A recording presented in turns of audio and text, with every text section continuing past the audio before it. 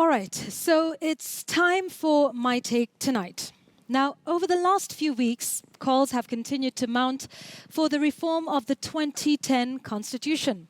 The Church, too, has raised its voice, calling for what they term, quote, dignity of the opposition, by creating a position for the leader of the official opposition. Now, whilst this may be a short-term solution to a political problem, I question its long-term effect on the people of Kenya. See, if we're to talk about reforming the Constitution, we may want to go back to why we fought so hard for it and shed blood even. Now, to address historical injustices, access to justice, resources, decentralizing power, and the decision-making process for all of those reasons. And overall, it was to make everyone feel like they belong, like they are a part of the whole.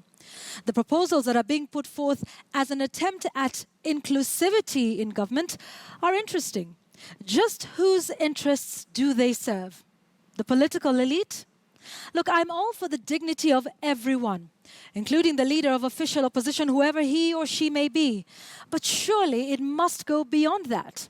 To focus on one office is to obviously ignore the dignity of the Kenyans that feel excluded from the whole. If it were that simple, the NCIC would have been one of the most efficient commissions in the country. They have released one report after another, auditing the ethnic diversity of public institutions at both the national and county levels. Each time, the guilty party has been named and shamed. And what have we done? Well, we've shaken our heads in dismay and moved on quickly thereafter. So, is it all about positions and a so-called all-inclusive government? Some may argue that it may be the start, but it certainly is not the silver bullet to the inclusivity question in this country. Devolution was touted as a solution to this, but it can hardly deliver when counties are still largely dependent on the national government for resources.